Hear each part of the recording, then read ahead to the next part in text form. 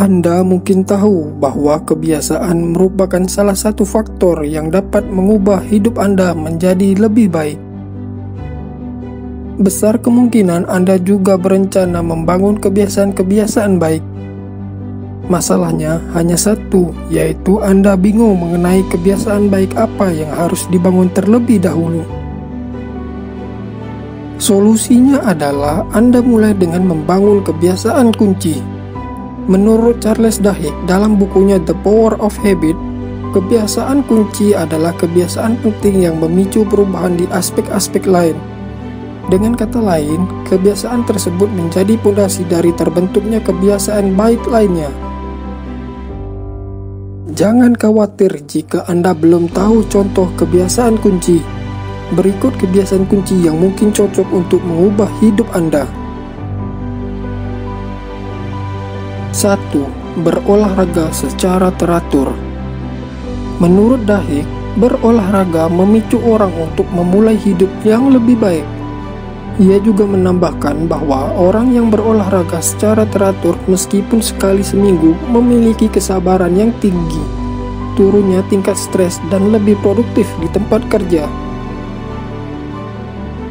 Olahraga berkolerasi dengan suasana hati yang lebih baik, lebih percaya diri, dan tidur yang lebih baik.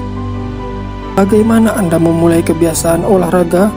Triknya adalah mulai dengan olahraga yang ringan lalu meningkat ke level selanjutnya.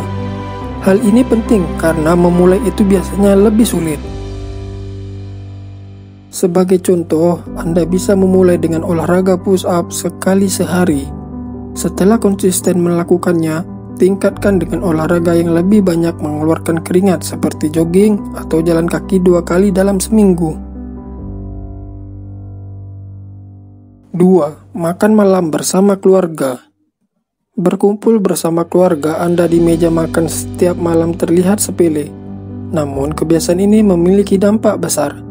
Menurut Duhigg, keluarga yang terbiasa makan malam bersama cenderung membesarkan anak-anak dengan kemampuan mengerjakan PR yang lebih baik, nilai yang lebih tinggi, kendali emosi yang lebih bagus, dan lebih percaya diri.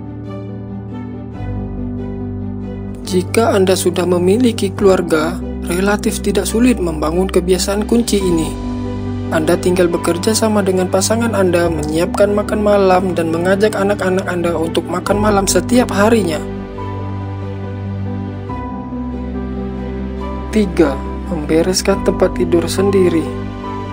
Jika Anda berpikir bahwa membereskan tempat tidur setiap hari buang-buang waktu karena malamnya Anda berantakan lagi, Anda keliru. Menurut Duhigg, membereskan tempat tidur setiap hari berkolerasi dengan meningkatkan produktivitas kerja, perasaan yang lebih bahagia, dan keterampilan yang lebih baik dalam menaati anggaran.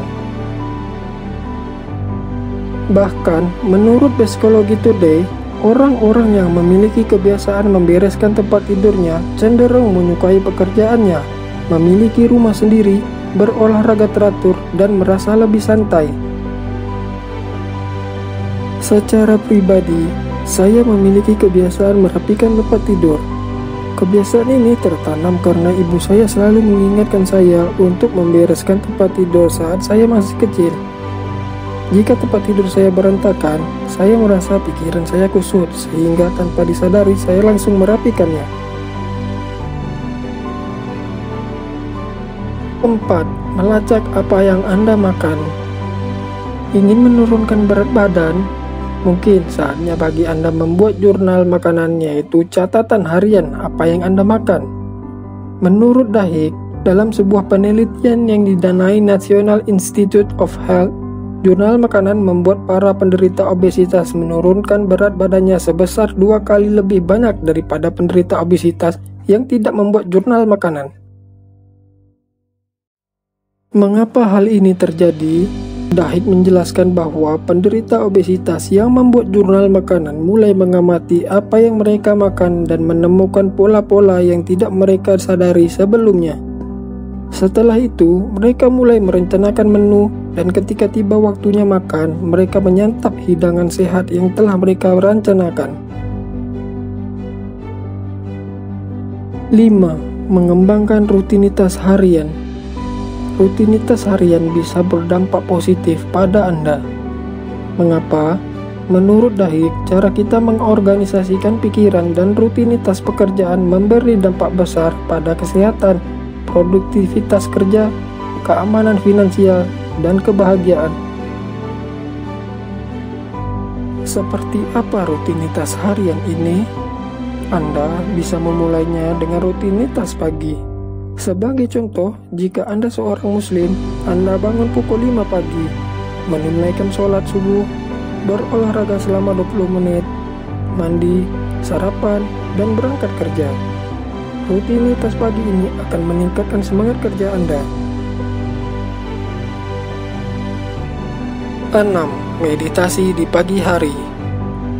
Meditasi di pagi hari dapat membantu Anda menata pikiran untuk hari yang bersangkutan. Selain itu, meditasi juga menunjukkan manfaat kesehatan seperti menurunkan tekanan darah dan meningkatkan sistem kekebalan tubuh. Lebih lanjut, meditasi juga berkorelasi dengan peningkatan ingatan dan kesadaran, menurunkan stres dan kecemasan, dan meningkatkan penetapan sasaran.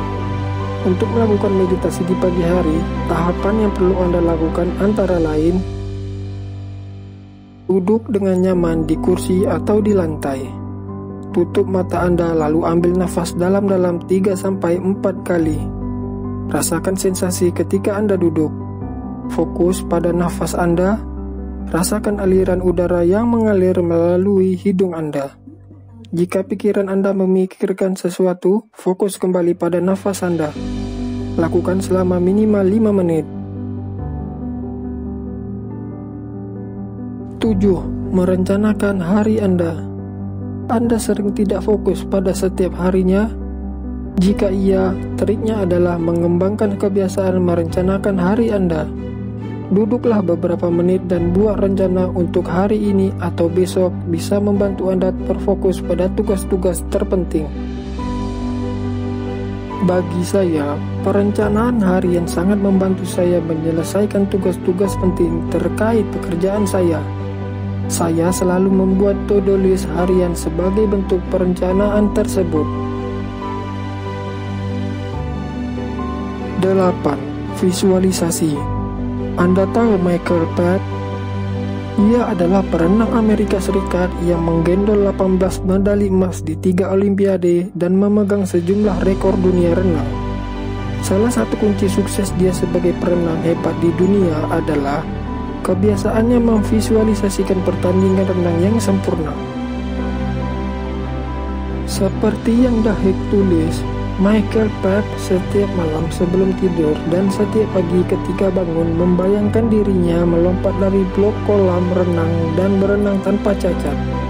Ia memvisualisasikan ayunan tangannya, dinding kolam, utaranya, dan garis finish.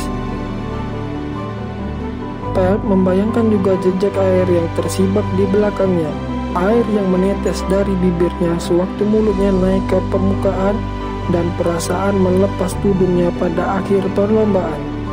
Ia berbaring di tempat tidur dengan mata terpejam dan membayangkan keseluruhan lomba itu berkali-kali sampai ia hafal. Bagaimana Anda memiliki kebiasaan memvisualisasikan? Mudah saja, bayangkan hal-hal yang akan terjadi pada suatu momen. Sebagai contoh, Anda akan melakukan presentasi. Bayangkan bagaimana cara Anda melakukan presentasi, bagaimana reaksi peserta, dan bagaimana perasaan Anda ketika presentasi tersebut berhasil.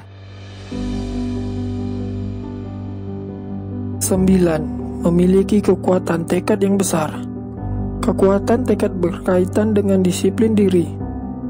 Dahik merujuk sebuah penelitian di Universitas Pennsylvania pada 2005 yang menyatakan bahwa mahasiswa yang memiliki disiplin dari berkinerja lebih baik dibanding mahasiswa yang ber-EQ tinggi. Mahasiswa tersebut lebih sering masuk kuliah, lebih sedikit menonton TV, dan memiliki lebih banyak waktu untuk mengerjakan tugas. Bagaimana Anda tahu jika Anda memiliki kekuatan tekad? Cara mudah mengukurnya adalah dengan menempatkan Anda pada dua pilihan berbeda. Sebagai contoh, Anda ingin berolahraga, keinginan olahraga ini terhalang keinginan menonton TV. Nah, jika Anda lebih memilih menonton TV, maka Anda tidak menggunakan kekuatan tekad Anda. Kebiasaan kunci merupakan kebiasaan penting yang harus Anda bangun untuk mengubah hidup Anda secara permanen. Oleh karena itu, cari dan fokuslah membangun kebiasaan kunci yang cocok untuk Anda. Bila Anda tidak tahu kebiasaan kunci mana yang harus Anda miliki, cobalah membangun salah satu kebiasaan kunci yang sudah saya jelaskan pada video ini.